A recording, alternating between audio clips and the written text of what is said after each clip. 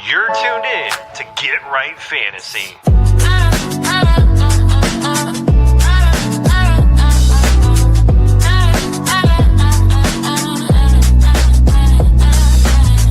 Hey everybody, Adam Rank here. What's up, friends? Daniel Dopp here from the Fantasy Focused Football Podcast over on ESPN.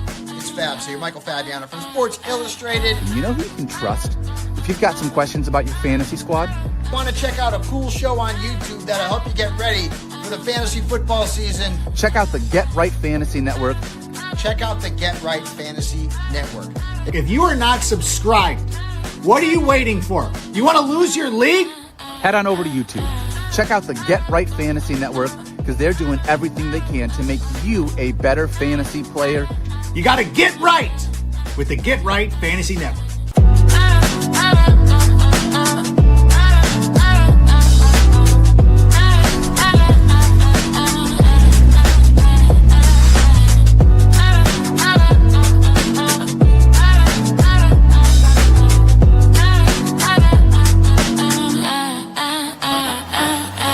You're tuned in to Get Right Fantasy.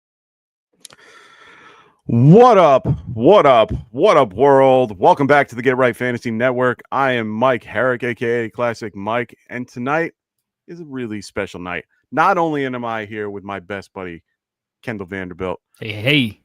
We are also here with one of the newest additions to the Get Right family, Evan Sather. What's going on, man? Great to have you here, man. Glad to be here, guys. I'm so glad. Those of you who remember seeing me as a guest before, I've appeared at least a couple of times here on Get Right Fantasy. Always appreciated when I was here. You may have remembered me from being a guest of Optimus Fantasy. I unfortunately have been cut from the team. I no longer produce content with them. I'm so grateful that these gentlemen pictured above me right here, claimed me off of waivers, and now I'm the newest member of Get Right Fantasy, ready to help you guys out with your start-sit questions. And gentlemen, just like the background picture says that we're now covering up, we're rolling up our sleeves. Let's get to work, boys. Let's do it. I love it, man. I love the energy. We get the new song, we get the new video, we get everything. Kendall, I'm feeling good, man. How you been? Dude, I'm feeling great, man. We're not at the hospital. We're still here. There you go. Me and Mike could be gone I at know. the drop of a hair. We got a couple wives that have a little one on the way. So we will do your start sit questions up until we have to sprint to the hospital. It's going to be a banger, though, man. We're only kind of joking, but not really. Anyway, so tonight we're going to be helping you guys answer your Week 10 start sit questions. We're going to be going over some of the news and notes, give you guys some views on what's going on. Then jumping right into questions. So if you have any questions, make sure you guys throw them in the chat. If you guys want your question answered right away, please make sure to use that super chat. We will stop everything to answer your question. We're not going to just give you a person. We're going to give you a breakdown on why. We're going to do that for everybody, but we'll do it right then and there for you guys at that moment. Quick disclaimer. Make sure you guys, when you're posting questions, use the format that you guys are using, full, half, tight end premium, 10-team, 12-team, whatever you guys are talking about. It really helps us out. Redraft, Dynasty, those things are very helpful as well. So let us know when you guys are asking your questions. This week, we got Bengals, Cowboys, Chiefs, and Titans all on a bye. So we got 4 teams on a bye this week. Thankfully, not that bad as the 6 teams as we've had the last a week ago. All right, let's start with the QB injuries. We're going to start with Brock Purdy. Brock Purdy was limited all week. It looks like Mac Jones is getting the start this week. It's starting to feel as if they're kind of switching to Mac Jones, even though they just gave a really, really big contract to Brock Purdy. They keep saying that he looks good in practice. How are you guys feeling about that so far? Evan, go ahead. I don't think that this is a soft benching the way that the Cardinals are treating Kyler Murray right now. If you've ever gone as far as to injure your toe, whether that's from kicking a medicine ball or whether that's just from your big toe coming down too hard on the mats like a hammer and you hurt your toe. By the way, those two things I've done from experience, and that's not fun stuff. Toe injuries take forever to heal because you just can't stay off your toe. Like, you need it more than you realize to get through your life. Now, doing it on a football field, I'm sure is it just escalates that pain. It's really hard to get over. I'm not surprised that a toe injury that Brock Purdy's going through is taking this long. I don't think he's out for the season. I think he'll be back, but I'm not surprised that the 49ers are just letting him heal that up too. But he's still listed as questionable. It just means he's not starting. So if he has to be thrown out there in an emergency, they'll probably just draw up some plays where he doesn't have to move as much. So, I'm not that concerned about Brock Purdy. I mean, if you're in a 2-quarterback league, he's definitely still a hold, as annoying as it is for the status that still changes. But, so I'm not as worried about Brock Purdy at this point. I don't think Mac Jones is there to stay as the permanent starter. Okay. Sounds good. Same with you, Kendall. Same view. Yeah, yes. I mean, I wasn't a football player growing up, but I played very high level competitive soccer. I know for sure it sounds really innocuous, but seriously, toe injuries are really messed up. I mean, Mike, you know this pretty well. Human physiology. There's just it's brutal. It's a whole balance thing. You use it way more than you think because you know it as a kid, but when you grow up, you just don't think about it anymore. It's pretty brutal. You'll get it messed up and be out twice as long. They're doing the smart thing. They always have had a good front and back office combination, forward thinking. 100%. Man, if the 49ers ran a dynasty team, they would be tough to beat. Actually, they know what they're doing with longevity. So I agree with everything you guys said. Come on now, Phil ain't here. You don't have to be that nice. So guy at heart, man. So as soon as that happened, dude, I'm in, man. I need someone in the playoffs. So we have CJ Stroud. He's out with a concussion. He was ruled out really early this week. Davis Mills, he should be getting the start. I'm not too worried myself for Nico Collins. I think he did actually pretty well when he was in. So I think this is definitely a downgrade, but not as much as I think people should think. It's actually he's actually one of the better backups in the league. Kyle Murray, he's out, put on IR for a foot injury, so not a benching, but kind of. Jacoby Brissett gets the start this week after a really good performance on Monday night versus Dallas. Jaden Daniels. Now, this was really great news to hear. He had a really bad elbow injury. It looked horrible when we were watching. It's positive, no ligament damage, no bone issues either. It could be a really short period. They're looking to not put him on IR currently, and he could return after the week 12 bye. So that's encouraging news for the Jaden Daniels owners. There's one thing I'll say about what Jaden Daniels did. He made a horrendous mistake that you never ever do when you're falling. Never ever stick your arm out and plant your hand. That's a great way to do what happened to his elbow. That's one of the first things they teach you in fundamentals with martial arts like judo and Brazilian jiu-jitsu. I'm a Brazilian jiu-jitsu guy myself. That's what we teach you in fundamentals, how to fall. And, you don't necessarily need to slap the ground to break your fall, even in football, but you don't want to plant your hand the way that Jaden Daniels did, and that's why it happened the way that it happened. Even if you got to just fall on your back, that's still better. At least you protect your limbs. Yeah, for sure. So next is running backs. We're going to go through them. DeAndre Swift. This is one of the weird ones. So he is questionable. He didn't practice Wednesday, was limited on Thursday.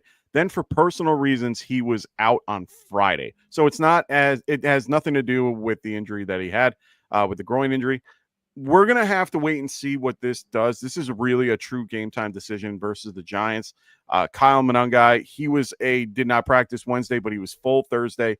They've also come out and said they're going to be using the hot hand approach. So we're going to see that coming a little bit more moving forward. So we're going to see a little bit more of, I think, a 60-40 split. He definitely earned the right to get a lot more. You guys are the big Bears fans. How do you guys feel about it? I think this has the potential to become the next Jahmyr Gibbs and David Montgomery. I think that's exactly what's going to happen in this backfield. I can see that Kendall completely agrees.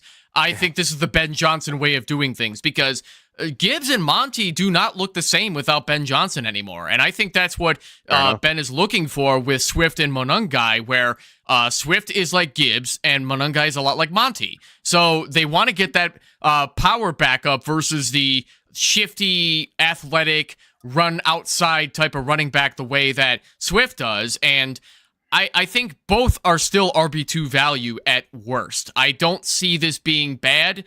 The Giants front line, I mean, you already know, Mike, your Giants front line is lethal, but I don't know if it's going to be enough to stop this powerful offense, but we're going to have to find out Sunday, right? Yeah, I mean, Giants are very bad against the run in general. We don't our defense is more for the pass rush than the actual run. And that's the problem with the defense. And I think they're going to try to exploit the other part that's been the issue, which is our corners are out. So we're down Adebo, and we're down. I think Flott's questionable, but either way, we're down our corners at this point. I would just be passing that thing on the outside as much as possible and taking advantage on the corners, but they're going to still run the ball as well and, keep it, real tight. They've always been really good at that. So I'm not really too worried about that. You guys it's going to be a fun game to watch. Ramondre. I just hope we don't look. I just hope we don't look like the Eagles out there. That's what scares me. I wouldn't worry too much about that. I think you guys have a better chance than most. I think this is going to be hopefully it's a shootout. That's my wish. Ben Johnson is not Nick Sirianni. I can put it that way. No, not at all. Ramondre Stevenson, he's going to be out this week. He was ruled out early. James Cook, everybody got freaked out on Wednesday that he didn't practice. Come on, guys. Just remember, for those that are watching and new, Wednesdays are not the day. Thursday, Friday are the 2 days that you need to pay attention to the most. Right now, he's good to go off the injury report. Rico Dottle, same thing happened. He's good to go. Bucky Irving, on the other hand, is out this week. And so is his teammate, Chris Godwin. They are taking another week. Now, I have my own opinion about Bucky at this point. I think they can't put him on IR because I think they have all their IR spots filled at the current moment. So I think that's part of it. I think they originally thought they would be able to put him on, and they were like, no, he's okay. And then I think something happened in between all this where they couldn't put him on, and then they did. I think right now this is just a waiting game. I think, unfortunately, you're kind of stuck with not having him for another couple of weeks. So we'll wait and see. Chris Godwin's not going to be back until November, late November, early December. So that stinks. Alvin Kamara is currently listed as questionable. He was limited Thursday and Friday, so he is still listed as questionable. Aaron Jones, this is a weirder one. Hamstring, toe, and shoulder. From what I keep seeing, he didn't practice on Wednesday, limited on Thursday. He said he had a couple of good days. He feels good, but he said, I have 2 days to figure it out. So it looks like he's going to be a game time decision. He's pretty much beat up the way Travis Etienne was last year. He had a trio of injuries like that. Yeah, it seems to be that type of scenario. What's going on, Perk? Always a pleasure to have you here, my friend. And then Nick Chubb, he looks good to go. He's off the injury report, so I think everything's good there. Wide receiver injuries. Puka Nacua, he's good to go. He practiced in full Thursday and Friday. He's good. Terry McLaurin's going to be out this week, as well as Brian Thomas Jr. That's a big one. He got called out this Friday. So how do you guys feel about this Jags wide receiver core? Parker Washington or the newly acquired Jacoby Myers? Kendall, I'll go to you. Dude, fire up some Jacoby Myers, man. So here's the real question, okay? I'm not going to get too spicy on start-sit takes because the real question is watch the game, watch the snap data, particularly where they line up, okay? What we're looking for here is who's going to be the slot king, okay? I want to know the snap percentages in the slot from Parker versus Jacoby and kind of see how that goes. If Jacoby gets all those slot snaps and he ends up being just the comfort zone, just do what it takes, get open, option routes, that type of thing, and Parker's usually kicked a little more to the boundary or something like that. If that's how it happens, I'm wheels up on Jacoby. I mean, I think he is the medicine that team needs. Veteran can pick up quickly. I'm really, really in on Evans. And I don't got a problem with Parker, but I expect more from 10 targets more often from somebody who's really NFL talented. Yeah, I know they're not great targets, but I just think he's a little bit of fool's gold. Not full-fledged, but I'm fading Parker just a little bit. I like Jacoby a lot more. He's been productive in a lot of places and a lot of bad spots too. Give me 100%. Some Jacoby Myers. I'm comfortable starting him this week. Okay. What about you, Ev? I'm exactly the same way. I think Jacoby Myers is the new wide receiver 1 in the Jaguars offense until Brian Thomas is healthy again. I don't think Parker Washington is the guy that the Jaguars ever want to roll with out there. Parker Washington is just one of those inevitable things for the Jaguars over the last 3 seasons when they have to play him because their receivers can never stay healthy, and they were desperate to get more talent on their roster. So Jakobi Meyers, I actually really like a lot. He has a drop rate percentage that is like almost exponentially lower than the rest of the Jaguars receivers combined. So they're just looking for a set of hands that can work with a mid quarterback in Trevor Lawrence. Now, Jakobi Meyers is facing a tougher Houston secondary. That's not going to be as easy to get the, well, I mean, yeah, they're not the best in the league. I agree about that, Mike, but no, they are. They are one of the Stingley and Lassiter are probably 2 of the best corners in the league currently. Yeah, they're they have a really good. They have a really good pass rush. That's really helps. Yeah, they're beatable, but at the same time, they're still darn good. I don't think that's going to matter much for Jakobi Meyers. I think they're going to find ways to get him the ball because he can catch the short stuff in addition to deeper stuff if they need him to do that. Because, I mean, if we're talking about the Jaguars wide receiver room being depleted, it's depleted, ladies and gentlemen. Tim Patrick actually, he's practicing. I don't know if they're going to roll him out there, but he's been hurt. De'Ami Brown evidently will play too, but he's been hurt. It's like they're rolling out a bunch of guys that are probably playing hurt.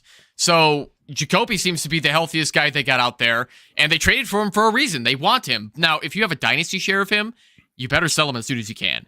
Because when they get Travis Hunter and Brian Thomas back, that's going to get crowded. So you better sell Jakobi in dynasty. Okay. Fair enough. I mean, right now, the line has kind of changed since opening. Houston is at 1.5. Jags are now favored by 0.5 after these, little changes. Jags defense is formidable, but on the other side of the ball, when it comes to the Texans defense, like I said, they have one of the best pass rushes out there. They also have a really good secondary. Petrie does a really good job as well. It's one of those things where I get a little nervous playing those guys. If I had no other choice, I would. I kind of like Parker Washington a little bit, and it's really only because he knows the offense. I know that he's coming into a new system. I know that Jacoby's coming in. He knows how to play football. It's not hard, but knowing the system is a little different, knowing the quarterback. At least Parker has a little bit of a rapport with Trevor Lawrence already. That's my only caveat. But these guys are in my 30s at this point. Like, I don't have them any higher than that in rankings. So it's not like I'm playing them unless I am depleted somewhere and I have to. So we'll wait and see how that goes. We have DJ Moore, Rome Odunze, they're off the injury report. Luther Burden is back, so you guys got your full wide receiver core back. Hopefully, Rome will be getting more involved this week, which I have no doubt. Or his dad. He definitely will. You bet he's going to be really pissed off about that 0-for-3 performance against the Bengals, who have like one of the worst secondaries and worst defenses in the league. He'll get his against the depleted Giants secondary. Yeah, for sure. And, it's one of those things where I'm kind of hoping, I kind of loved the 1 week that I saw DJ Moore have a good game. So I kind of hope more are on the way. Ricky Purcell, he's going to be out again, unfortunately. Apparently, this is a fussy injury. Just keep that in mind moving forward. Unfortunately, this is kind of like Bucky Irving. Garrett Wilson, he was limited. He says he's going to be playing on Sunday. He should be good to go. He's listed as questionable. So keep that in mind. Ted McMillan came up on the injury report on Friday with a hamstring injury that flared up. That's not good. When hamstrings flare up on a Friday, never a good sign. He was limited. I would be very careful with Ted on Friday or on Sunday. Keyshawn Boutte, he's been ruled out as well. So just be aware of that for those that are playing him. He's been real hot lately. 4 touchdowns in the last 3 games or something like that. He's been on fire. Dalton Schultz, he didn't practice, but he is listed as questionable. He had a full practice on Friday. He's good. Harold Fanning, he was added to the injury report on Thursday. Didn't practice on he didn't practice on Thursday, was back on Friday, limited. He's questionable. From all, he's a bottom end tight end that you're looking for, but he's been very helpful in fantasy. But Njoku kind of limits his ceiling a little bit. So, all right, those are news and notes and all the injuries that we're going to go through. We got a ton of questions in the chat, so we're going to get to you guys right now. We got Donovan McKinn. What's going on, man? He goes, start 2 players at flex. Okay. In a full PPR league, we got Vidal, Parker Washington, mentions the fact that BTJ and Hunter are out, Devin Singletary, Caton Otten, and Rashid, and newly acquired Seahawk, Rashid Shaheed.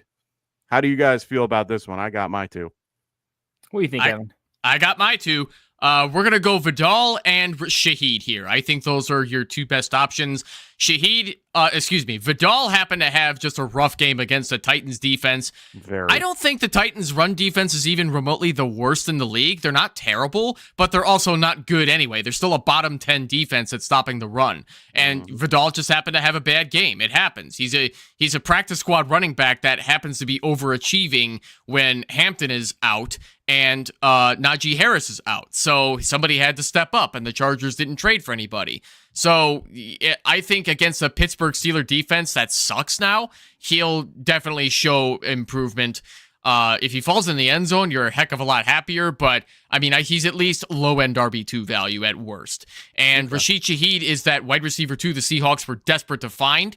I don't think it'll take long for him and Sam Darnold to start connecting with chemistry. Give me Shaheed all day long.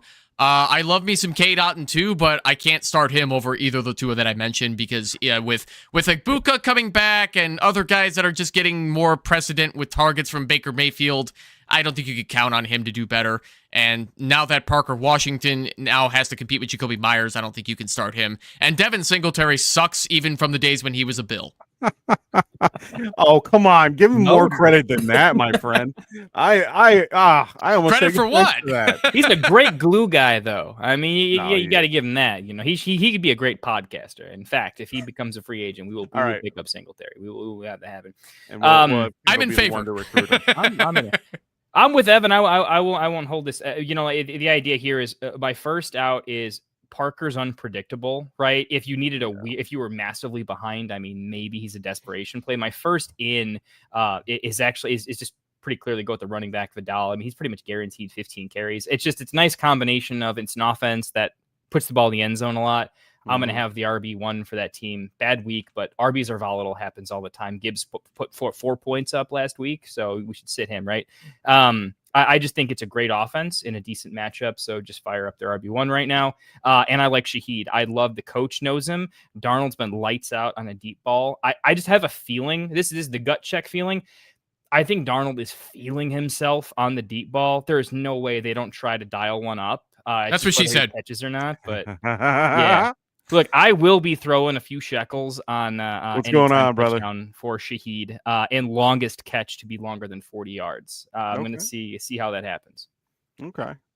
So for me, it's going to be Rashid Shaheed for sure. I think we all agree it's a great situation. Offensive coordinator, he knows the system. It's just got to get out there, throw the ball, and this will definitely help. JSN is like that for him. Torrey Horton is there as well. So, and right now, Cooper Kupp is another guy that doesn't look like he's going to be playing this coming Sunday. Torrey Horton's also a little banged up as well. They said that, he's been questionable as well. So they're definitely going to get him involved one way or another. Caton Otton's out for me. I'm not going to do it. I'm not going to put tight end in my flex spot. I'm sorry. Mine is between Devin Singletary and Vidal. I think I'll also have to kick out Parker. But it's really looking at the matchup for me. You can run on our Bears. I get it. Well, I was going to say we can run on the Bears. It's one of those. They're ranked 23rd in DVOA. It's a better matchup overall. Steelers have been better against the run. They're 12th overall in DVOA against running backs at this point.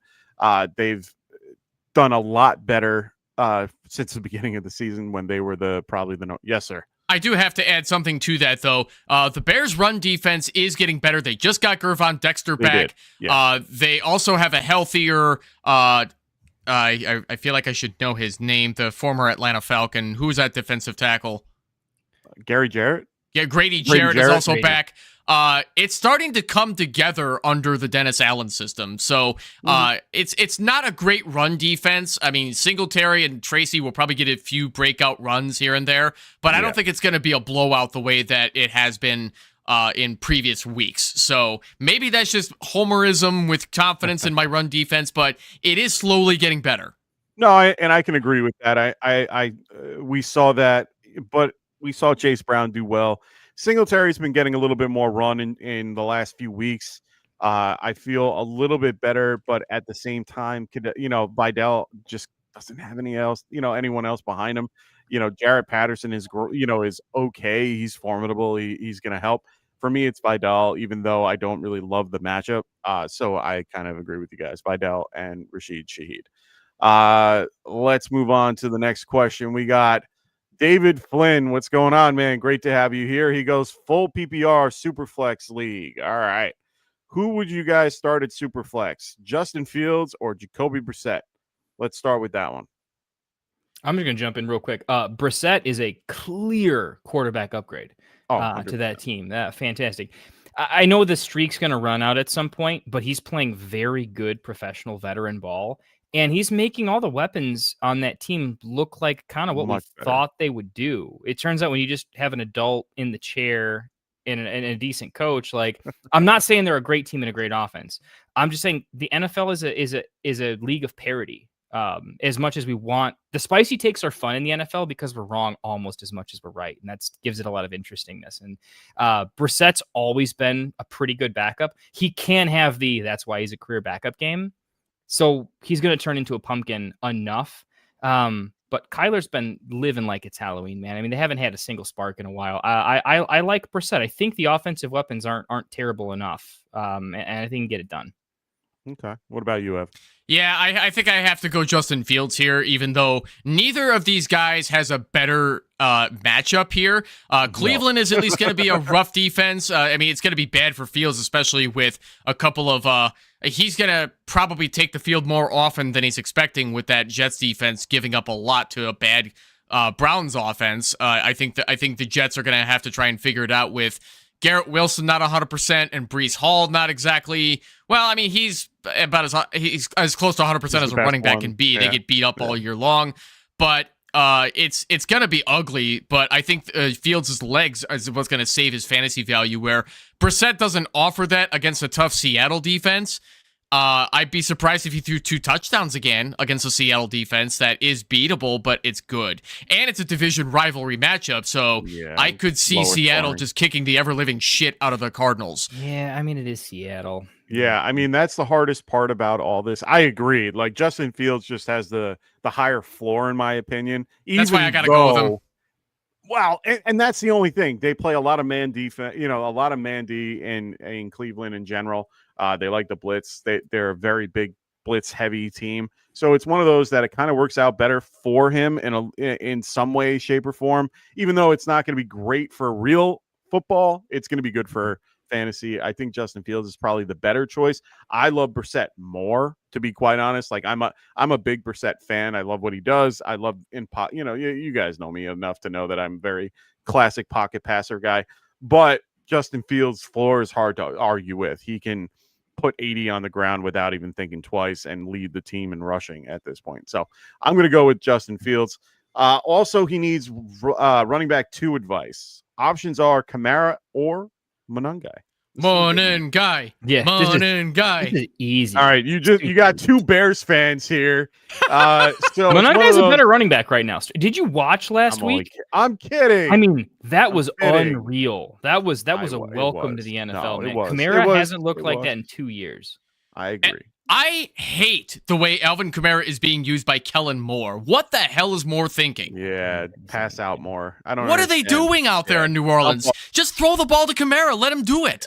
Yeah, it's starting to get a little annoying. It is Monangai against my Giants. It's just how it is. Unfortunately, for me, he's gonna have a good game. He's been playing well. He has a really good center of gravity. I liked what I saw last week against the Bengals.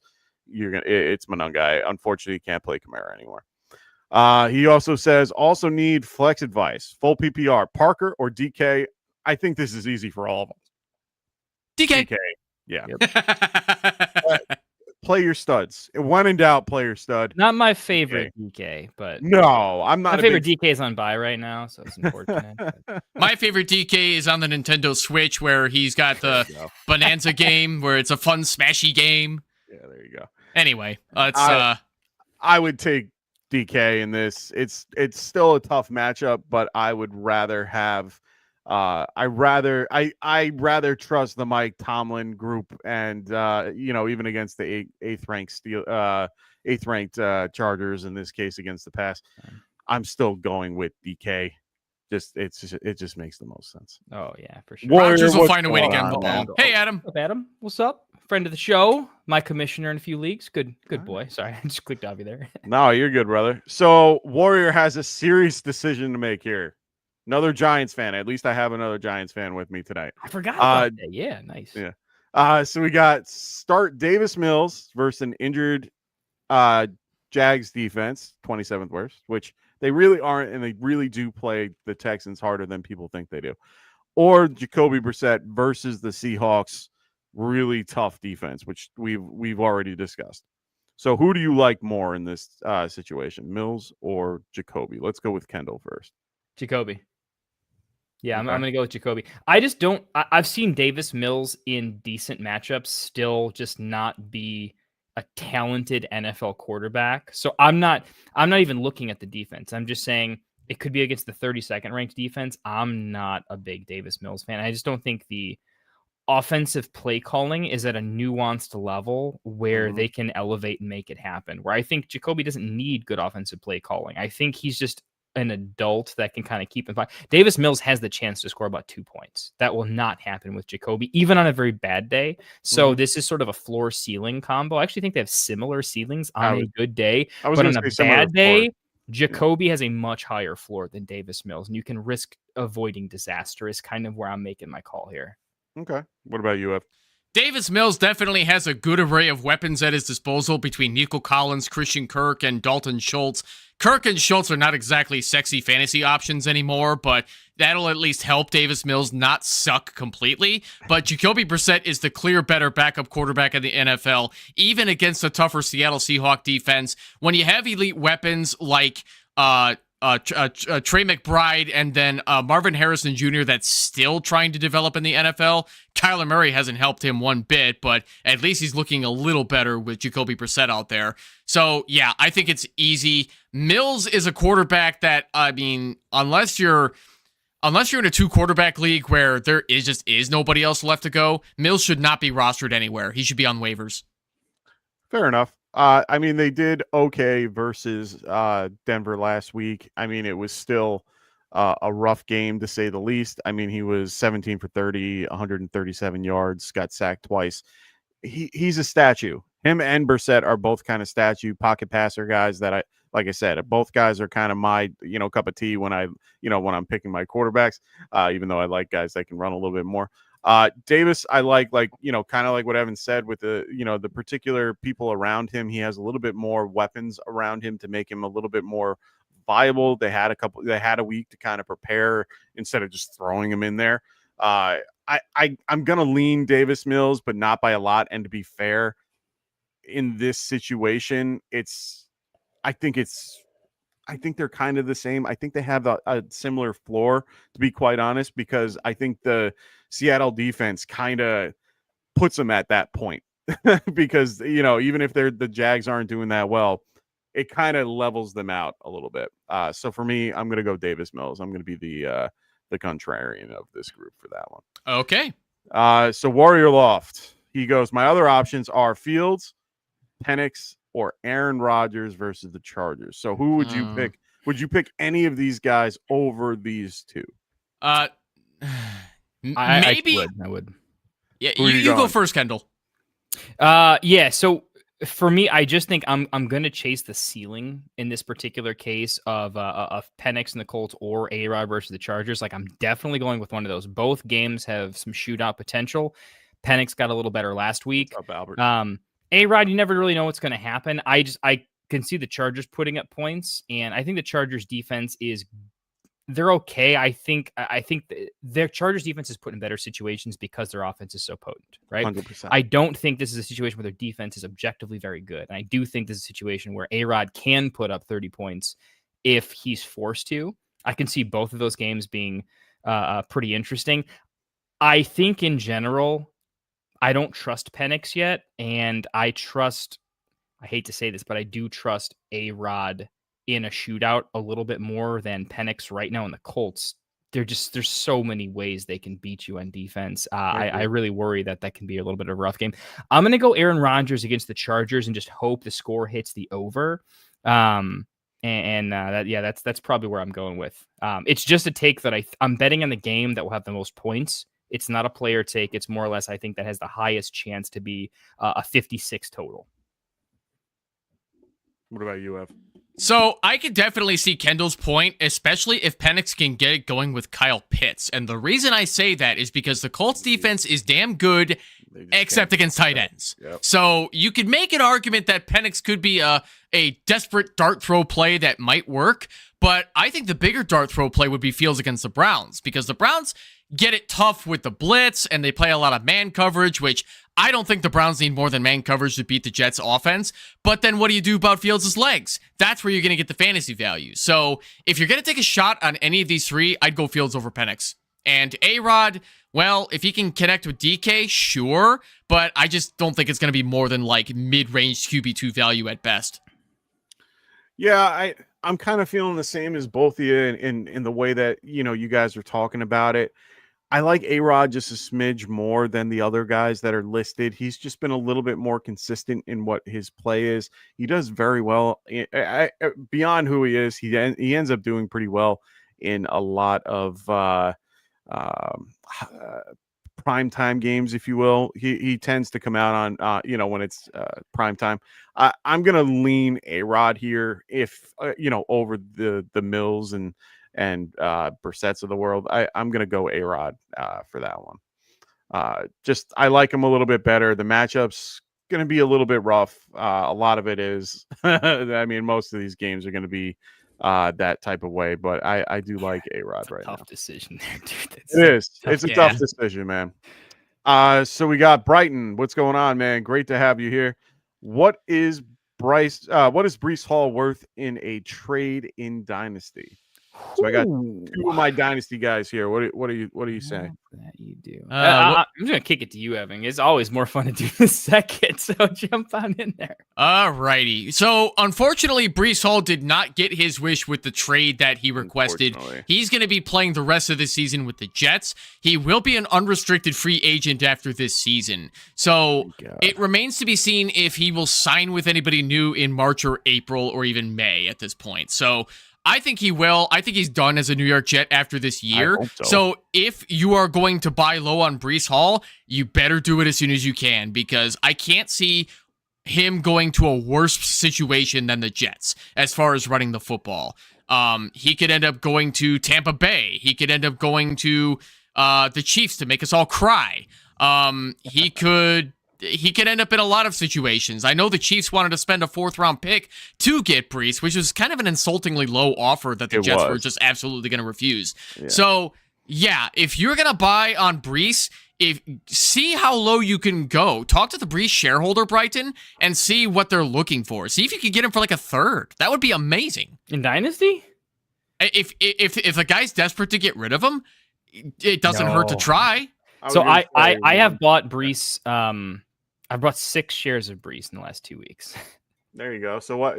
Kendall's the perfect guy for this. So what's his value at this point? I own more Jets stock than the actual Jets. Let me just be clear with you. I'm the Garrett Wilson truther. I've traded for Justin Fields. I have drafted and traded for Breece Hall. I am mentally unstable, boys. All right. I'll give you the prices. I'm just telling you. So here's my take on Dynasty. Okay. If it helps your team and it makes sense and you have a take on them, do what you got to do. I feel like every shouty show, every like 101 fantasy show out there tells you the same thing, right? It's a lot of unrealistic offers, but if you're in a competitive league, it's just never going to happen because people will hold forever. They'll get dug in, and running back's a tough spot because you're always short on running backs. Always. If it's in season, preseason, your team looks dope. Your running back room is fantastic. By week 4, you are screwed. And by week 10, you are hot garbage. That is how running back rooms work, right? That's why we draft a lot of them in Dynasty. We spend cheaply on them, and we draft a lot of them because if you have 1 billion of them for nothing, you can piece together and have a lot of Kamani Vidals out there that are doing real nice work for you. So I have bought Brees for a first and a second, and that is an objective overpay. Okay, I'm not saying that's value. I'm saying that was I thought he was getting traded price. Now I'm a little bit buried. Now, here's the thing. If your running back room is screwed, this is a more nuanced question because you're not getting this solved in the draft. This is not a good RB class. There's few and far between. They're going to get drafted early because of scarcity. Happens every year when it's a low running back draft. You see what happened last year with guys like Trey Benson when they went right at the turn and they were not turn-related talent. 1-2 turn at in Dynasty. So I think no one's trading Brees for less than a first. They would rather hold and see what happens in free agency. It's the day and age where everyone can hop on, Fantasy Pros, wherever you want to go. And you're just going to see that the news says eventually someone's going to want him. And the Chiefs came after him. Now they didn't finish it. So if you own Brees and you're selling, you're trying to make a profit and you're probably trying to flip now. The key here is if you're not winning, you need to trade a guy like Pittman in a small pick, some production now. It's a win-win. They get to chase a title with real production. You get the back. But if it's pure picks, I think it costs you at least a first plus a small interesting piece. And if you don't think it's worth that, you're not going to buy them. I think the owner's just going to hold out. They were disappointed by what could have been at the Chiefs. They're not going to sell low because they're going to dig in forever. I think that's really the play. I own them a lot. I've had a lot of offers. You got to get comfortable with that price. I'm not sure if it's worth it. It could be, but you're buying the long haul. So I think your best play here, Brighton, is you got to give up on the season and you have to trade aging production. You got to trade a DK Metcalf. You got to trade a Michael Pittman, something along those lines, a Devontae Adams, plus a small pick because they want a 2-for-1. I think something along those lines gets it done. It requires at least a productive veteran in a second or a first and a third, but that's an overpay. If it's a late first, I think it could be worth it though. One thing I will say in my defense, though, because if you know what you have in a Brees Hall, yeah, you're not going to sell him for anything less than a first. But as we have to accept in fantasy football, there are no two leagues that are alike, and there are no two shareholders that are alike, because somebody's going to be taking a look at the lessening production that Brees Hall has been putting out there over the last couple of seasons and being like, darn, I should have sold him high when I should have. Yeah. But if they're not getting better offers than they can be for Brees Hall, and nobody's after him, there's an opportunity to lowball the shareholder to see if they could just get rid of him if they're looking to get rid of him. So the situation is going to be different in every single league, but if it's like what Kendall just described, I would not be afraid to pay up for him because he's going to eat on another team. Start with a 3, see where they're going to be, and then end up at a 1. I mean, that's kind of how I feel about it. I mean, you're okay with it. Be okay with losing a 1, start at 3, and see if they go to a 2. I've drafted this 26 class, by the way. I've got it pretty well mapped out. To me, it's a worse version of the 24 class, the wide receiver wise. What I'm saying is the turn, I think, has a major drop off to the earlier positions, and it'll be reaches. So I think the turn is going to lose a lot of value, and it's going to be the Bo Nix cheaper low end quarterback that goes at the turn most likely. I guess if I'm saying anything, I liked the turn picks some years. I don't like them in 2026. It's a little top heavy for me. I'd rather be super early or take the value a little bit later. I don't like late firsts. Okay, fair enough. All right, Brighton. So we're going to go to Galaxy Pickers. What's going on, man? He goes, what up? Trade Addison, Bill, and Hunter Henry for Diggs and Woody Marks. I'm 7-1. Good for you, my friend. Full PPR. How do you guys feel about it? Redraft, right? I'm assuming so. This does look like redraft. Yeah, the type of trade looks like redraft. Yeah. I want the dig side. Okay. I I think Chubb, if the team goes in a different direction, I just think Marks is going to slowly eke up a little bit. I mean, Chubb's healthy, but if he wasn't, I think Marks was up. Diggs, I think, is going to have a good rest of season. I honestly don't think Bill's really startable. No, unfortunately, he is. It's not happening. So Addison's just your one piece, and I just don't think he's good enough. I would rather take. I rarely do this, but I'd rather take the flexibility of. I like those pieces with Drake May and with Booty out. If he stays out for a little bit, those guys are going to have a good 1-2 week bump. And then by the time that's done, Marks could have a really nice sort of Tajay Spears-esque like he did last year, where he could really bang for you in the playoffs. I could see that. Okay. What about you, F?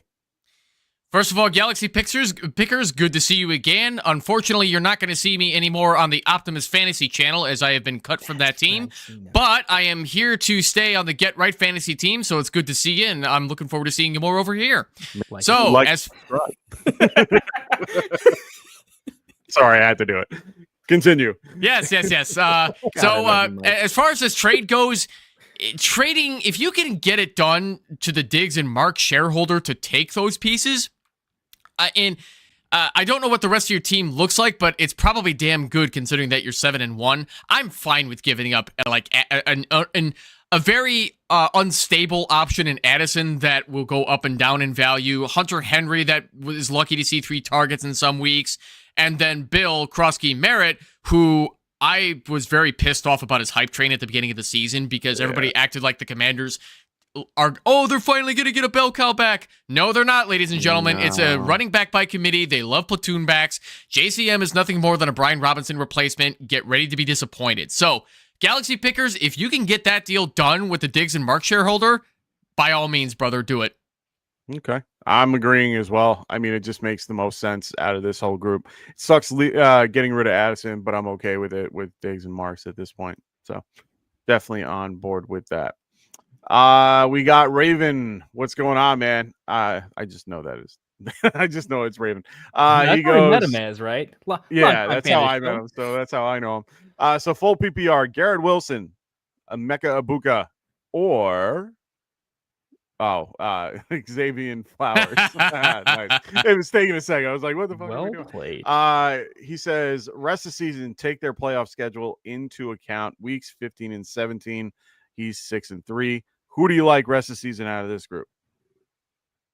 I'm going Egbuka. I think Egbuka is the easy yes to this one. I love me some Garrett Wilson as the wide receiver 10 in PPR leagues last year, but Egbuka is in the better offense. He's looking great as a rookie. He's looking like the future for the Buccaneers. He's doing exactly what they want him to do with Baker Mayfield. Yeah, he's the guy rest of season. You're 6-3. You have nothing to worry about, my man. I like your avatar, too, of Lamar Jackson with big wings. Like, that's badass. I don't even like the Ravens because they beat our Bears by 2 touchdowns in the fourth quarter. But, hey, man, we beat ourselves against you guys. You guys take that win when we couldn't get that win. So, Egbuka is the way to go, man. Yeah, I'm going to be going Egbuka as well. And it's really just, I mean, the playoff schedule is pretty good except for the Falcons, which could change from now until then. But Falcons, Panthers, and the Dolphins, I'm eating that. Week 7. Egbuka is the guy that I want rest of the season. I'm not a big Zay Flowers fan in general. Garrett Wilson, unfortunately, I'm sad. I know Kendall. I don't know what the end of the season is going to look like for him. Who knows if they can start a legal team? You don't want to go into even week 16 or 17 with I want the guy that barely has a win yet. Like the tiniest injury, and of course they're sitting him. And they've clearly shown that they are willing to fully rebuild, which I honestly hope my own teams are crippled because of it. But for the sake of Garrett Wilson, like let the guy like smoke a pack on the bench and just have a day, man. Like just let him relax. You would hope that, but unfortunately that just doesn't seem to be. Oh, you guys see the interview?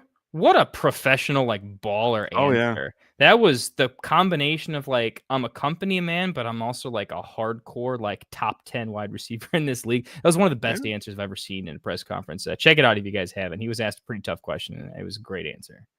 So Raven goes 6-point passing TD. Oh, I love the detail. Thank you so much, Raven. He goes pick 2, Dylan Gabriel, Tyler Shuck, Mac Jones, and Davis Mills. Need to start 2 in a super flex league. Gross. He already knows. I'll start this one off. Mac Jones is a must start. Just start Mac Jones. I don't think there's any question from all three of us. Agreed. Mac Jones is the guy. I think the bigger question is the other three. I'm going to go Dylan Gabriel. I don't love it, but facing the Jets, I feel a little better about it. Losing Quentin, losing Sauce, I feel a lot better about it. Yeah, that matchup. It's one of those, like, if I start him and he can't do it in that matchup, you are dead to me forever. Yeah. It's over, 100%. right? Yeah, I'm kind of there, though. I just don't really know what Chuck's going to be able to do without a ton of weapons. I don't like the offensive play calling nearly as much. I do like the pace of play, but Dylan Gabriel passed like 54 times the other day. So I'll take the matchup. Maybe. I don't like that Judkins is healthy. I do think there's a narrative where if Judkins is fully healthy, 100%. The team runs 40 times and Dylan Gabriel throws the ball like 18 times. So if I'm avoiding complete disaster, maybe Shuck, but man, Carolina's defense looks real good lately. Yeah, I mean, yeah. Carolina's literally 1 games off their defense. I'm gonna go Gabriel, but man, is it close. I'm holding it against the player, but the matchup's too good. I need to get over myself and just say it's a good matchup. What about UF? That's where it's getting tough after Mac Jones because he's an easy QB2 play in a good offense. But as crazy as this is going to sound, I think it has to be Tyler Shugg compared to the other two. Oh. I don't trust Davis Mills enough to be good, even against a weak Jacksonville defense. Tyler Shugg is playing against a bad Carolina defense that has some people shocked occasionally, but Shugg is basically Spencer Rattler all over again. So even though he might not be in New Orleans for the long haul, I think this week, you got to go Mac Jones and Tyler Shugg, as gross as these options are, because like what Kendall was just talking about with Quinshon Judkins out there running all over that Jets defense that just traded away 2 really good players, I don't see anybody stopping Judkins. Why would the Browns need to throw much? Yeah, I was just saying, like, that game could get out of hand with the Browns in a blowout. Like, Judkins could have 3 touchdowns in the first half, and it's just over, Like, it could. It could. I'm telling you, look, I feel like you guys ever do a take and you're like, I need to pull up DraftKings or some shit. Like, dude, all the time, bro. What are you talking about? I might have to throw. I'm glad I didn't last week because my takes were very bad. Where I'm saying not to play Brock Bowers, so coming off an injury. So Shuck's got some legs too, there, Evan. Honestly, they're not great. They're like Mahomes' legs, where he's athletic. There's something there. He's slow. He's slow, and he doesn't. Not the same. I saw Peyton Manning rush for a touchdown. I think we all have. I saw Joe Flacco run for 10 yards. Ooh. Anyway, I did see him run for those 10 yards. He did. Yeah. He was exhausted. Oh, he was. July 12th. What's going on, man? He goes, how big is the gap between Bijan and Javonte? What else do I need to add to get him? He's thinking Zay or Wilson. I'm down for either or. You want to put Javonte and Zay to get Bijan? Go. Devontae and Wilson, do it. I'm doing it. Your trade partner's not going to do it though. They're not, but I'm gonna offer it and see what happens. So July White, first of all, good to see you again too. You're not gonna, like I was just telling Galaxy Pickers, you're not gonna see me on Optimus anymore. You're gonna see me over here every Friday from now on. So good to see you again. Good person. The 3 deadline drama swore about. Yeah. You got 2 weeks, people. 2 weeks. Yeah, right. So it's like what these guys were just saying. I don't think your trade partner is going to do it. Whoever's holding on to Bijan or Javonte, like, so I think you really got to reach out. You got to reach out to the shareholder and just talk to see what they're looking for, if they're even available for sale, because just sending a blind trade offer is not going to get it done. It's just going to be a smash reject. So open up the channel of communication. See what the person says. It doesn't hurt. You're not giving away strategy by talking to your trade partner. That's that's my favorite answer, by the way, too. Agree. You guys ever get a trade where you're like, it's not that it's too far away. It's that I need to send a message with how fast I hit. No, I need them to know, right? That you're disrespecting Bijan. And I need you to think twice about it. Even though the trade actually looks good on paper, the mind doesn't go there right away. They're just taking it back and taking a front to it. Catch the flies with some honey, not some vinegar. Tell them a joke. All right, like really, like I'm not kidding. Like have a dialogue. Like don't even just like. I'm a corporate sales guy for a long time. Like you do a lot of deals by not talking business and just having respect for the conversation at hand. You're talking the difference between honey and vinegar, but we're talking Bijan Robinson here, so put some Bijan mustard on it. Ooh, a little spicy. Yeah. I like it. I like it. I had to do it. I'm sorry. I know. But also not sorry. Yeah, sorry, not sorry. I love it. Mr. Bakes a lot. Welcome back, my friend. He goes, the Steelers added Kyler Duggar to help. So we were talking about the Steelers before. They did. Hopefully we can see an improvement in their defense. Yep. I'm starting the Steelers defense in a lot of redraft this week. Not because I want to, because I want the rest of season schedule. And it's the only time I can own them. But it could be like, I see like a mini sandwich game for the Chargers here. I'm just throwing it out there. I think throw that out there. The Steelers defense is for Kendall, real, though. Do not have me do the gift. I'm not doing it. I've got a 30% Herbert here. I don't want it to happen. I know. No. Don't even put it out in the universe. I'm just gonna move on. Dr. Ken, how are you looking at the Bears backfield? And Kamani Vidal, all right. How are you guys? So we've already kind of talked about this a little bit already there, Dr. Ken, in the beginning of the show. What are you? How are you guys looking at the Bears backfield rest of the season? If you have both Swift and Monangai, who do you start? Both. Honestly, that is the answer. What's the matchup? What week are you saying? I think it's really just. I'm guessing Dr. Ken. By the way, big fan. He's actually a doctor. By the way, I think that's so cool. There's a million guys that. Oh, he's a real doctor. Dr. Ken is an actual doctor. Fair. Oh, yeah. Great to know a doctor. Please tell me he's Ken Jeong, the famous TV guy. He hasn't admitted to it yet. But wait, Doc. I had not. Anyway, honestly, I mean, for me, Swift I think it's gonna be a 60-40 split. I think it's hard to play both unless you have a situation where you can. But for now, I really, we'll see how this week goes. I think Monangai might be the starter, just based on a personal reason. We don't know what it is. I'm going to go Monangai for this week, but moving forward, it's going to be a little tougher to kind of weed out who is who. But like you guys said, it's kind of like a Swift and Monty situation, 60-40, and it could just kind of, roll one week could be good, 1 week could be bad. I'll add this to this as well. Last year in my redraft league, when Ben Johnson was in his final season as OC for the Lions, I managed to draft both Jahmyr Gibbs and David Montgomery, not on purpose, but because both just happened to fall my way. And I'm like, you know what? I'll buy into the Lions offense because it's still good. They crushed it for me all season long, starting both. So that's why I said near the beginning of the show, Swift and Monangai look to be the next Gibbs and Monty if Ben Johnson is going to repeat this. And this is a perfect week to do it, too, because we were just talking about how badly the Giants suck at defending the run. So you could absolutely make a case to do it. I heard the extra. Emphasize it, baby. I heard the little extra behind it. I mean, they are only 20, come on now. Oh, like if I got to split a tie, I'm actually going Monangai. If I have to, right? Yeah. Like if it's one of those, my first flex is spoken for, and I can only take one more to my second dance. I'm taking Monangai.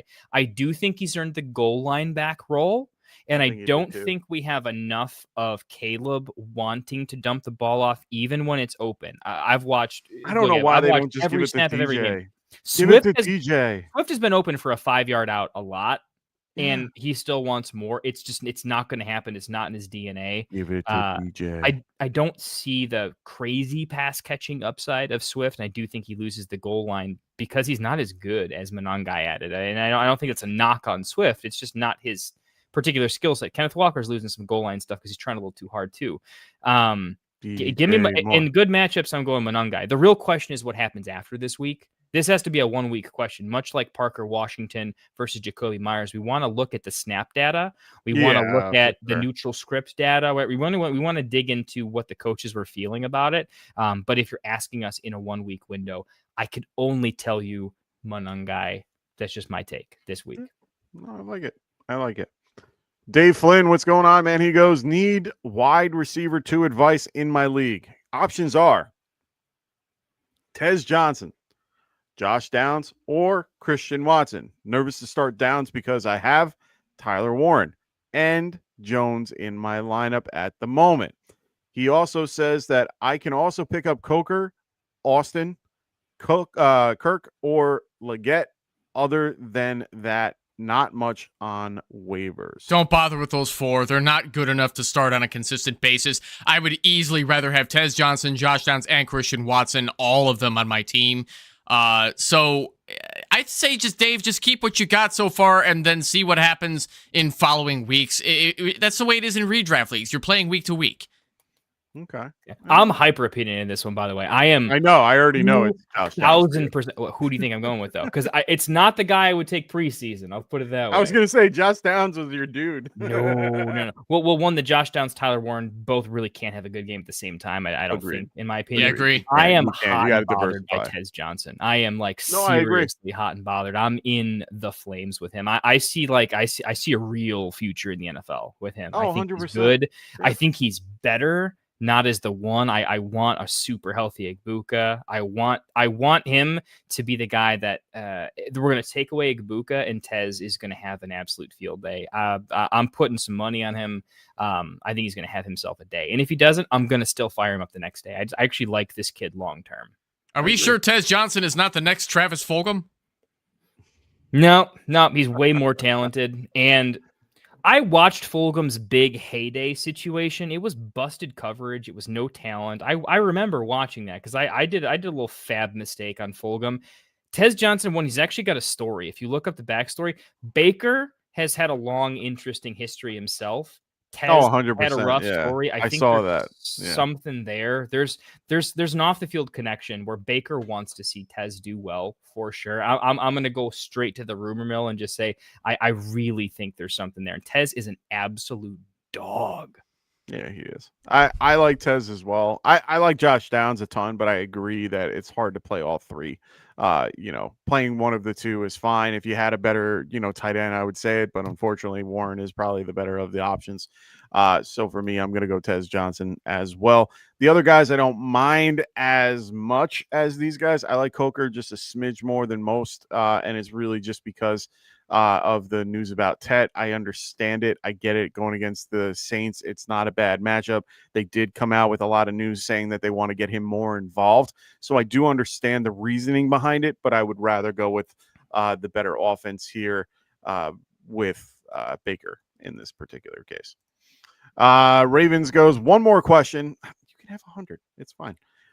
I'm in a pinch. Start Mariota versus the Lions or Brissett versus Seattle? Brissett. Yeah, Brissett. I'm not really trusting Mariota. And I think Detroit's defense is getting a little bit better. I think Mariota is going to get sacked 4 or 5 times this game. Yeah, I mean, the spread for this game is 49, and the Lions are favored by 8.5. I can only assume that the point totals are in favor of the Lions. I am not a big fan of Mariota in general. He's got no one else around him, really. It's really just kind of a barren wasteland. I think they also lost one of their linemen, if memory served me correct. I am going Brissett in this one in a tougher matchup in general. Adam C goes, oh, God. Thoughts on, well, I was more hesitant on the question than the actual the spelling, because thoughts on Kenneth Walker versus Charbonnet moving into next year. Do they both end up with the lead role? I mean, there is no lead role, I don't think. I mean, the NFL has clearly gone to the running back by committee. Everyone wants to copy Detroit and that kind of a thing, right? Even the Chiefs are like fully doing a rotate 5 people back there, whoever's back there, right? I think they're both going to roll with it. I think their thing is, look, we just need to get to the playoffs and make sure we have continuity. We want them both. I don't think they're ever going to favor one or the other, for sure. As much as we want them to, in the real NFL, if I were a team owner, this is the best way to make them compete too. You guys ever in basketball, you guys heard of 6-man, right? That's a real thing, right? Mm-hmm. Like, I think Gibbs makes Monty better. Monty makes Gibbs better. It's a healthy competition. You never take a break. You never take a snap off, because it's not going to be your last, but it's going to affect you in a hot hand system for sure. So I think it's an iron sharpens iron. It's good for them to keep them both awake and aware and competing. It just sucks for us, right? So, yeah, it's going to be ugly. At a minimum, am I going to draft him though?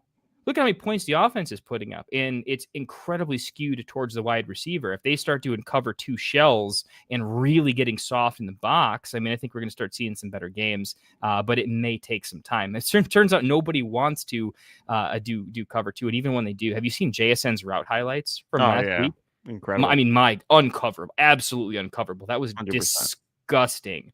You double him with double high. I mean, yeah, you're gonna get eaten alive by both of them. So I just think it's that team and that offense is gonna beat the shit out of you. But I do think both are gonna be relatively 10 points startable, but I don't think they're above flex plays. Okay, fair enough.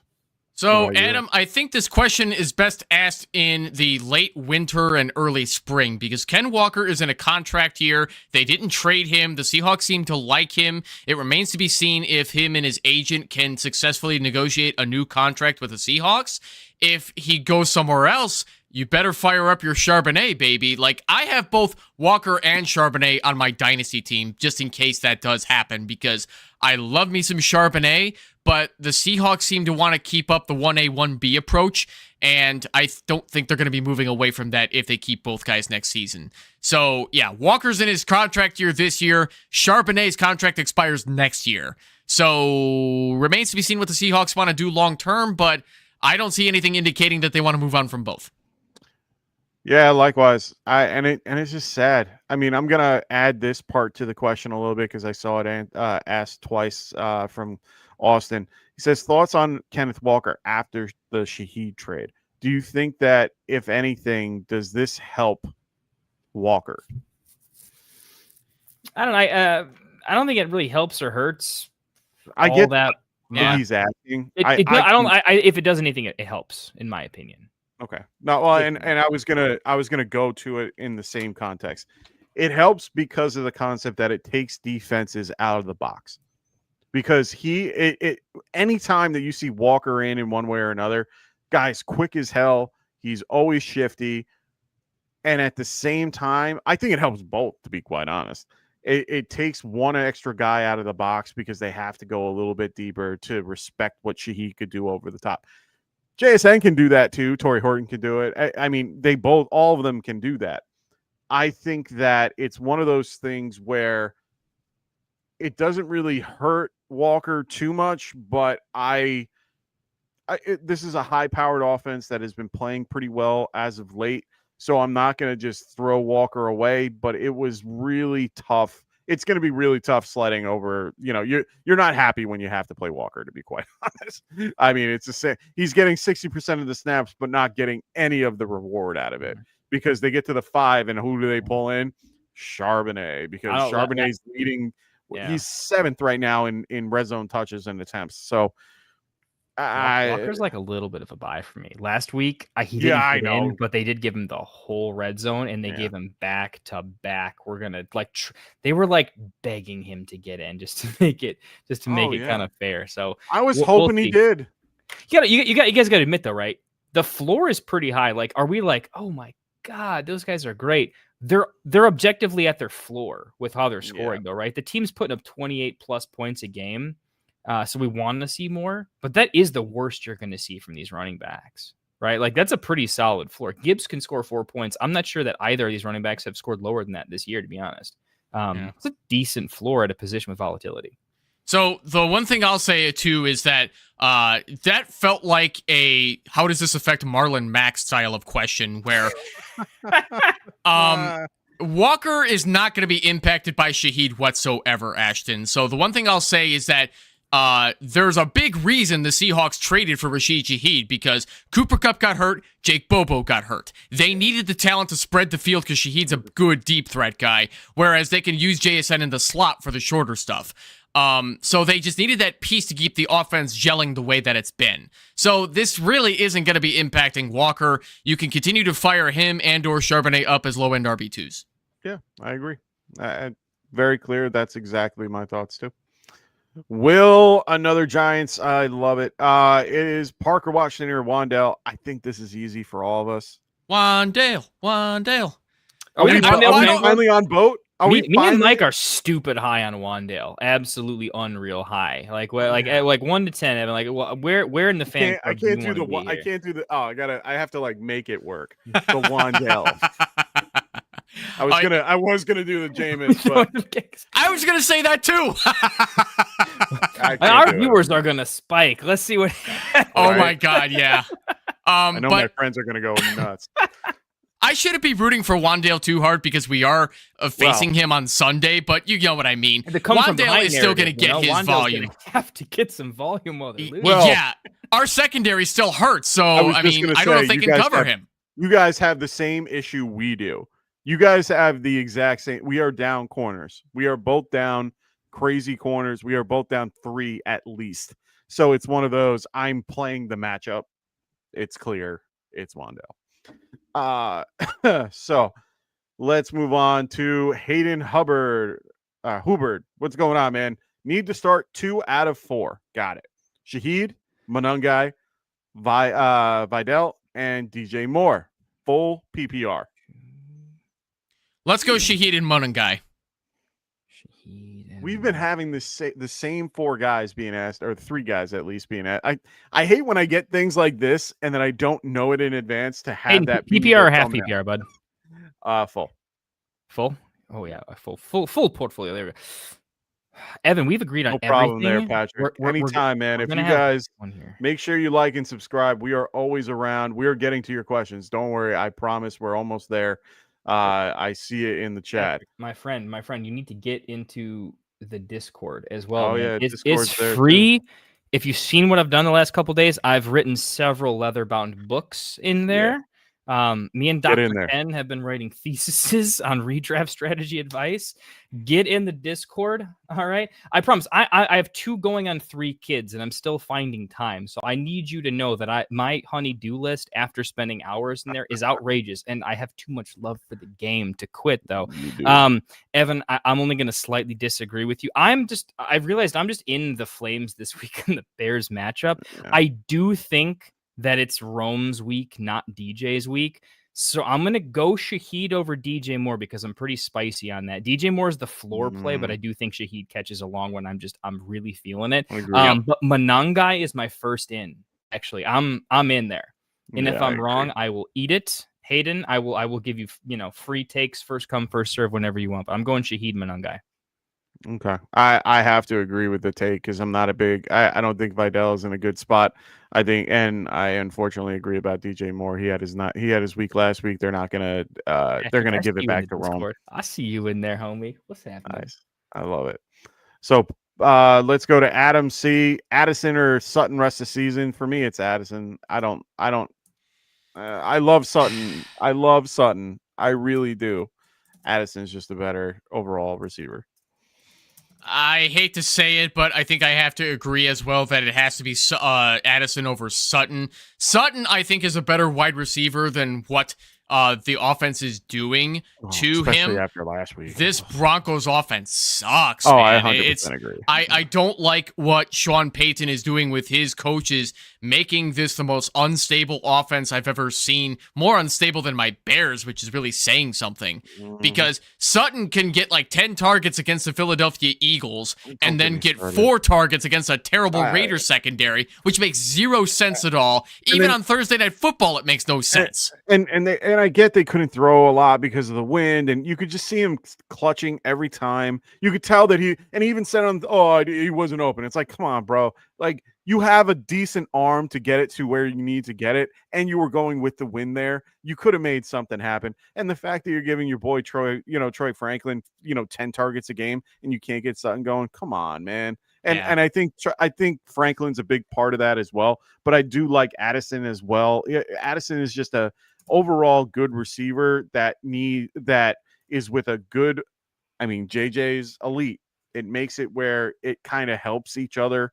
And I think JJ McCarthy, I'm not a big fan of, but has been looking better lately, and he's getting more involved in the offense and trying to learn it. I think as time goes, it will be better with Addison. Yep, fully agreed. Troy Franklin seems to be the guy that Bo Nix wants to get the ball to. We're going to have to see how that works next season, though. Yeah.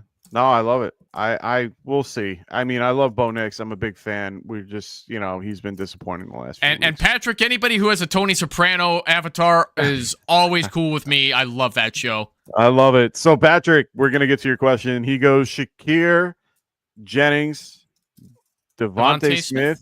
Yep. And Wandell picked 2 wide receivers. Hurts is his QB, not to, but non-PPR. I think Smith has to be the lock for all of us. Smith is easily a lock because of the talent alone. And Agreed. then I think Wandale has to be the second one because I don't trust the volatility that comes from Shakir and Jennings. Yeah, that's the best way you could put it. I agree, 110%. What about you, Kendall? I know you're typing away in the Discord. It's fine. Gotta welcome the new people in town. How you know. doing? Welcome I to know the what you're community. doing. I You know know, I what you're gotta do doing. the I know thing. what you're I'm a former bartender. I gotta. Yeah, you find a way gotta to talk. pour him a drink here. Hurts is my QB. Devonta Smith. I'm just staying in the flames with Devonta Smith. If I had to pick two, Wandale. Devonta Smith, Wandale. Pretty easy for me. All right, so we're in the same boat there. Patrick goes Bucks or Bears defense. We're going Bears defense. Bears defense. Dude, Bears. I'm absolutely into the Bears defense. Oh no, it's Jackson. I thought we were. I was looking at the Washington matchup. No. Who does the Bucks play? Patriots. I never started defense against my boy Drake May. You don't do that. I love me some Jackson Dart, but you don't play against Drake May. He's both nasty. both game over unders are either 47 or 48 at this point. Both Bears games. Are so disgusting. Bears are home. Bucks are home. So both are home. The only caveat for me is I'm gonna go with the Buccaneers, and it's really only because of the concept of how depleted the secondary is for the Bears. Giants can't pass the ball to save their life, but they're going to be able to do other things and make it work. So I'm going to go with the Bucks. Yeah, it's going to be a shootout. Giants it's going to be another 35-35. Dart's not been turning the ball over very much. No, but he runs it a lot, and he just carves up a D in that particular way. But at the end of the day, I see this game being like the Joe Flacco game that we had a couple days ago. So yeah, oof. The answer is the Steelers defense. Go find the Steelers on waivers. No one but me is starting this week. So Patrick goes. He's 5-4, stacked at running back with Williams, Bijan, Bucky, and/or White, Vidal, and Hunt. Okay, I like that. Fine. I like it. Wow. He said he lost Ty Hill earlier in the year, and then he has Warren and Ferguson at his tight end. Very nice. I like that team. Just smoked the late tight end. Yeah, no, you can't go wrong there. So Galaxy Pickers goes, you guys rock. Glad to have you over here. For context, the trade question I have, May, JT, Junkins, Harvey, Bill and Tootin, good for you. CD, London, Rome, Addison, Goddard, Jesus. Hunter, Addison trade, yeah. Marks would help with my running back depth. I love it. Go for it. Yeah, and now seeing your wide receiver room too, where Addison is so tough to know when to play him, right? Like he blows up, but not always in the obvious matchup. It's usually just a defensive, it's not a bad defense. It's a good play calling situation, right? You just never know when to play him. Yeah, that makes that trade even better for me. I love this. He says he's a custodian. I'm grabbing some drinks after work. I kind of want to know this. Do you tell your wife that you get out at like 6, but you really go to the bar at 5? I'm just curious because I've never had that issue because I work from home. So for me, it's like I've never been able to, but I'm curious about other people. Dude, I kind of want to know now too, man. Right? It's always funny to me. I see it in movies all the time, and I always have to ask that question. I thought you drink with Victorious, man. He's always hanging out, and I know he like lives and works like 30 minutes from me. I've yet to make it happen. Oh, you got to do it. So Michael goes traded Bryce for Henry. Win or loss? Unfortunately, it's a loss for me. Well, hold on a second. Well, redraft. Hunter Henry or Derrick Henry? No, Which one are we It's talking got to about? be Derrick, Come right? on, It's it's definitely gonna be Derrick Henry. Well, that's my whole point. Michael, please clarify. No, this is being redraft. the other Michael in this group, I'm going to say, well, that's going to be my question is it redraft? So, Michael, if you're still watching, let us know if it's redraft or Dynasty. I'm pretty sure this is, well, Dynasty, you lost. I'm sorry. Redraft, you won. Yes. Yeah, I'm going win for redraft. I do not trust. Dude, Brees is so close to like not IR, but also not playing. Yeah, I don't know how many games Brees is going to be playable. No one has the answer to that, man. I don't know when he's going to be fake injured or real injured, but Henry and the Ravens could have a comeback. Yeah, I thought about that too. Yeah, you can't trust Brees right now, and it's not Brees' fault. No. So Dr. Ken goes Thursday night follow-up. How do you all see Knicks rest of the season? And was Bauer's bad night just because of the Broncos D, or will Geno struggle keeping him consistently elite? I think it's a lot more nuanced than that. First of all, this was a shitty Thursday night game, which never has anybody at their best because they barely get 5 days to recover, which is the bare minimum that NFL players need after a Sunday game. And then they got to turn around and do a Thursday game when they're still beat up and not healed enough to continue playing. But that being said, Bo Nix rest of season, he's a QB2 with upside against plus matchups like the Bengals, the Giants, and so on and so forth. So I see. Yes. Oh, That warmed my heart like chicken noodle soup, man. That hurt my heart. If there's one player, Mike, that I dislike more than Nico Collins, it's Bo Nix. Really? Oh my God. So fake. Talk. So fake. Mini 30-second Bo Nix rant. Last season, you guys weren't watching the same game I was, okay? All of his deep touchdowns were broken. They were terrible defenses. They were not good NFL throws, right? I've seen Andy Dalton make those throws for a career. They were not great. Him as a rushing quarterback with a high floor, watch how he runs the ball compared to the real rushing quarterbacks, okay? He has happy feet like Justin Fields, except he's not fast. Not at all. So are we saying they're like Penguins? I think Bo Nix is an actual joke. I'm not saying he's a bad quarterback, okay? Don't get me wrong. The NFL has a lot of bad quarterbacks. He is not a bad quarterback. He's an NFL starter, okay? There's 32 teams. We got a lot of room here, okay? He is not a good quarterback. I will never call him a good quarterback until I see it. And even when he was playing good, I did not see a good quarterback. I saw a ridiculous defense in a ridiculous offensive line that could make any of us look somewhat competent. And the good plays were not talent-based. They were entirely situation, not even scheme, just straight up situational based. And there were a lot of broken plays. I thought his whole season last year was a little bit of a fluke. He's been a dynasty hard sell. I've put that in print since the offseason. I saw this coming from miles away. I think, honestly, a lot of us did in the back of our hearts and minds, for sure. No, you said it right. He is a QB2 that in matchups, he can destroy you. He's got enough weapons and good coaching that he can hurt you in a good matchup. He can throw 4 touchdown passes against the Cowboys, and then Mo picks it up against the Raiders' terrible defense with 2 interceptions and 1 touchdown. There's no way that I want to trust Bo Nix rest of season if I can help it. And don't worry about Brock Bowers. It was just because of the Thursday night turnaround. He's got a juicy matchup against the Cowboys, and he's going to carve up that Browns defense. Don't be afraid to fire him up in the future. Okay. Here's my 150 yards, right? So technically his yardage total was actually quite a large percentage of the total offense. So I'll still take it. See, this is what's killing me. Bo Nix currently. I want you guys to tell me where Bo Nix is currently ranked at this point through the season. I'll even make it 9 games. We'll go 9 games. As of 9. I have it open where he's ranked. I don't have. I was going to say 5th too. I was actually going to say 5th. Yeah, and he's 3rd now because of 10 games. Whatever. But I'm going to go with 9 weeks. He has been QB5. Yep. What's his best game? How many points?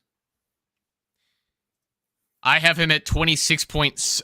No, actually, against the Giants, 38.96. Yeah, that was a big game for him. If you take out his worst game, take out his best game, do a little statistical regression, and then where does he come out? I don't have a chart. It was 1 in 20. He was 1 in 27. Like 1 was his best, 27 was his worst.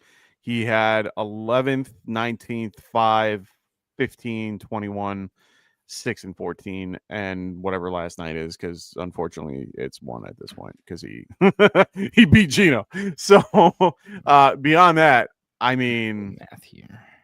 It kills me to think that people view him as a QB2 when, in all respect, he's a solid QB1. 43 and 30. He can be a QB1 in certain you just weeks. Need the matchup though. I think you need a better coach because Sean Payton likes to run this offense all over the place, unstable, and he hates fantasy football. Well, that we all know. So, who would you want rather rest of season, Herbert or Nix? Bo Nix hasn't had his bye week yet. If you just go by weekly average, he's QB 11. Yeah. Okay. So then QB 11 isn't horrible. Take out his best and worst week. His best week, I'm just looking at a random league I'm physically in. Best week 40. If I drop his 43.96 game and take out his 7.8, he is no longer a QB1. He's not. He's not a QB1.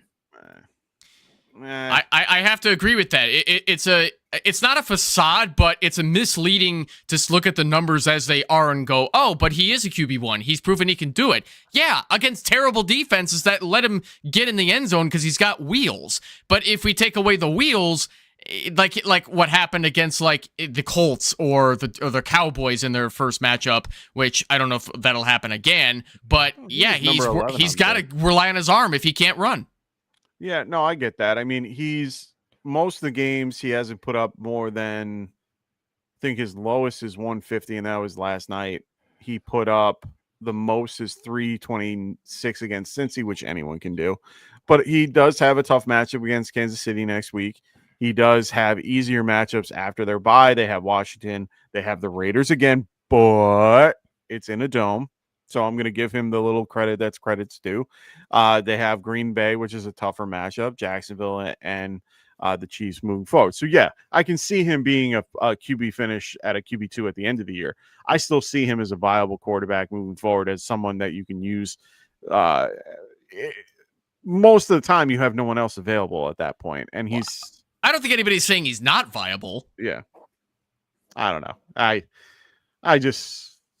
He's so viable that I have to take the time to go and tell everyone how much you hate him. The edge of not being viable he that is. Part. Okay, I agree with that. No one's questioning his viability, but is it weird how close to falling off the cliff he is? I honestly, I straight up did the math. I basically have him drop his best, worst. He fits right between Sam Darnold and Baker Mayfield at QB 15, 16 if he did that with everybody. Okay, fair enough. Ish right now. I'd have to look at it a lot more, but I do think his stats are a little bit voodoo. It's almost it's like looking like Amon-Ra is wide receiver 3, but he's got a 40-point game, right? That's basically an extra 2 PPG above everybody. So it's a little bit of voodoo metrics. Now, the other part of the question was talking about Brock Bowers. Is he fine moving forward? Was this just a blip on the radar that, it just so happened to be the one night that Gino is just not in, like, not being him a better self? Like, yeah, okay. All right. I agree. We've seen games where Gino scored less than 10 fantasy points and Brock Bowers and Brock went off. Tight end. Yeah. That in and of itself, I think, is your Broncos D, I think, schemed to him a little bit too. I think that was part of it. I mean, Hufanga and Ben Jones are two really good safeties that people don't give a lot of credit to. They are very good, underrated safeties that I think did a really good job holding him, in check most of the game. And they definitely did their best to make sure that they cut those routes. I think didn't Michael Mayer have a better game overall than Brock, if memory served me right? He did. Yeah, I was gonna say I remember watching the game, and yeah, it was 4. Not by much. Not by much. Actually, no. Bowers beat him in yardage, but Myers got more catches. So 3 for 22 instead of 1 for 33 or 31. So, yep. Yeah. I got to look it up. See, there's some like little stats with him. Like I think Bowers is the only tight end to have 2 over 100-yard receiving games this year. I don't think I think no tight end is more than 1. Some of those little things where like his floor is a lot lower than you wanted, but his ceiling is so ridiculous. Yeah, but he's held beyond everybody. Yeah, but he's held back because of Geno. It's just how it is, unfortunately. A lot of these tight ends are held back by, some are held back by their QB. Yeah. So. I got the Geno one wrong, man. I honestly didn't see this coming. Galaxy goes. Oh, go ahead. So we can get through these last 2 questions, and then I got to get out of here. Yeah. Oh, you're good, brother. That's what we were gonna do. So we got. Would you pick up Illuminor for a wide receiver stash in case Ward figures it out? No. Nah. Don't bother. Yeah, I'm a little disappointed in him. I kind of wish wish he was better. Ken goes. Kamara is hard to start now, but has good running back schedule after the bye. Any hope his numbers go up in that offense? Take it. I don't have any faith in Kamara rest of season as long as Kellen Moore is calling the offensive plays because he is horribly misusing Alvin Kamara right now. He is not using him to his full potential. And 100%. Now a lot of people are saying Alvin Kamara's washed and he sucks now, but it's not that simple. It's not that simple. The offense, the whole team is garbage. Yeah. And on top of that, Alvin Kamara, yes, he's obviously not the same running back he was 8 years ago, but that doesn't mean that Kamara's washed at this point. That just means the Saints are horribly mismanaged in a new system. So, no, I don't have much faith in Kamara at this point, but he is rosterable, and you have to hold him as a low-end RB2 because if he manages to get in the end zone, you're especially going to be thrilled. So, yeah, I that's where I'm at with Kamara. Yeah, I'm not there. He's only had 2 finishes inside the top 20. And on top of that, his biggest game was 21 touches in week 3. Other than that, he hasn't really gone any higher than that. His attempts have just gone down, down, down. It's kind of scary at this point. So I would kind of avoid that. Patrick goes, he's like, no, I'm grabbing some wine and some beer and relax at home after. She can have some wine if she wants. And then Thursday is definitely the best day to sit players. I agree. Start your defenses. Defenses definitely start. Horrible game yesterday. And then Bucks are a good playoff D. I agree as well. So gauntlet. Yeah. So I just want to thank everybody for joining tonight. Thank you so much. As you see in our top right or top left corner, make sure you guys check out Underdog Fantasy. Make sure you guys are using the promo code GetRight. And we have promos going on. They have the Play 5, Get 100. Make sure you guys are using that promo code, and that's what's going to be happening for you guys if you do. So also check out our affiliate channels as well. Of course, with Phil at the Extra Point and Kendall at the Fantasy Football Tavern. Also, make sure you guys are checking out the Sweet Life podcast as well with Cody and Zach. Also, follow our schedule, which is below. Check out our Discord, which is also in the description. You're going to see a lot more of Evan moving forward. He's going to be here on Friday nights helping me out. He'll be around everywhere, so don't worry. We're going to be using him as a Swiss Army knife anywhere that we can, and he will be in that Discord as well as Barely Fantasy. So make sure you guys check that out as well. Evan, really appreciate you being here. Thank you so much for your time. Really do appreciate you. What Kendall, a debut. As always, thank you so much. We always have a wonderful time on our Friday night show. Make sure you guys check us out on Sunday morning. I will be back here, even though I know they have the German game with the Colts and Falcons, but I'll be here answering your last-minute start-sit questions if anyone has it. So make sure you guys check us out on Sunday. And, yeah, I think that's it. All right. Did it? Yeah, I think we did it, Kendall. What do you think, man? We did it. Let's play a little music for the folks. All right. Later, everybody. Have a good week 10.